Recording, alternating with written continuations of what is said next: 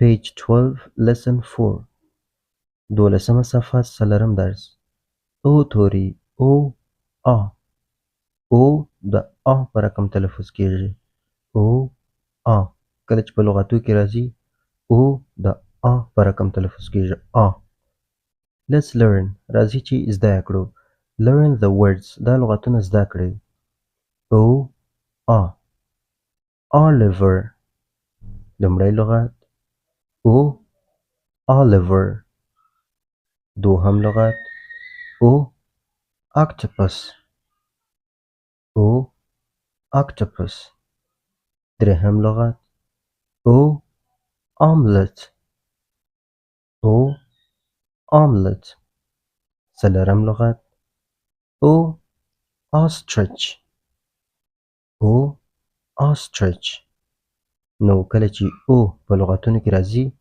او د آ په رقم تلفظ کیږي لکه Oliver octopus omelet ostrich watch point and chant وګورئ اشاره وکړئ او شعر او سندره ووایاست the o chant د او سندره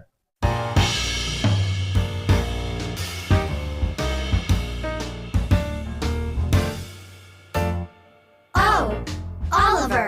Hi, Oliver. Oh, Oliver. Hello, Oliver. Oh, Oliver. Hi, Oliver. Oliver. Hello. Omelet, ostrich, octopus, octopus, omelet, ostrich, octopus, octopus, omelet, ostrich, Oliver. Oh, octopus, octopus. No, no, no.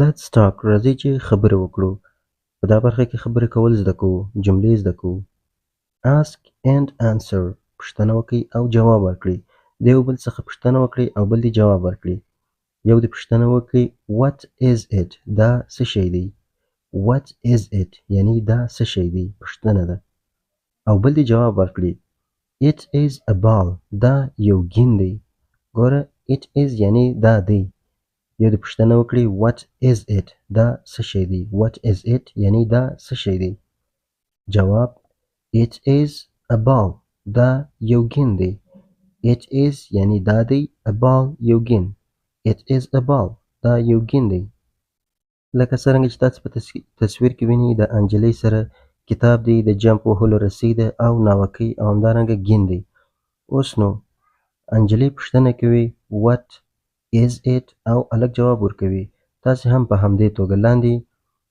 کتاب ګین او د جمپ وهلو رسۍ او همدارنګه ناوکۍ دی تاسې پوښتنه وکړئ دا څه شی دی او بل دې جواب ورکړي مثلا what is it دا څه شی دی it is a book دا یو کتاب دی همدارنګه what is it دا څه شی دی it is a ball what is it دا څه شی دی it is a jump rope دا د جمپ وهلو رسۍ ده what is it دا څه شی دی جواب ورکړي it is a doll دا یو ناوکۍ ده په همدې توګه یو پوښتنه وکړي بل دې جواب ورکړي او د درس په اخر کې I can say the o words زه د او لغتونه لوستلی سم که چیرې تاسې لوستلی سئ نو ټیک مارک ورکړئ لکه څرنګه چې مخکې لغتونه مو ولوستل I can say زه ویلی سم what is it دا څه شی دی اوس زه په انګلیسي ژبه کې دا ویلی سم چې what is it دا څه شی دی او همدارنګه جواب هم ورکولی سم it is a book دا یو کتاب دی page 14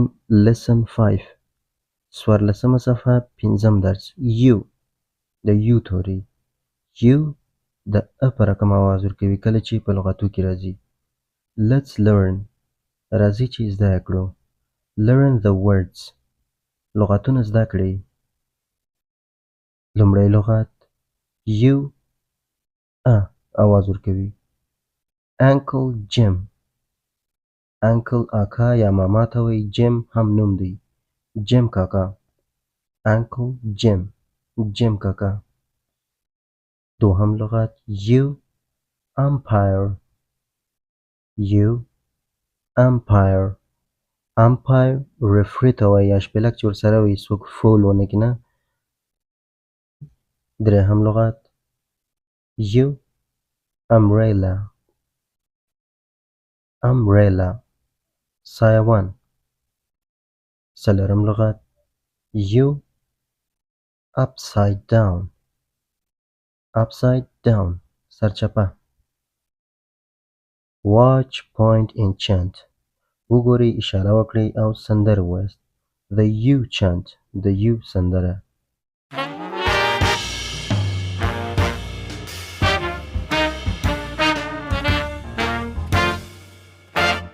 You, Uncle Jim.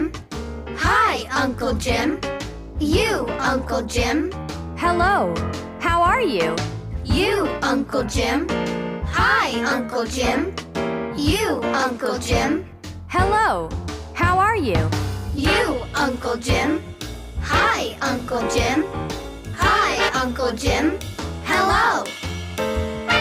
Hi, Uncle Jim. My Uncle Jim. Hi, Uncle Jim. Hello. Upside down. Upside down. Umpire, umbrella. Upside down. Upside down. Upside down. Umpire, umbrella. Upside down. listen and sing the A E I O U song غوږ ونیسئ او سندره ووایاست د A E I O U سندره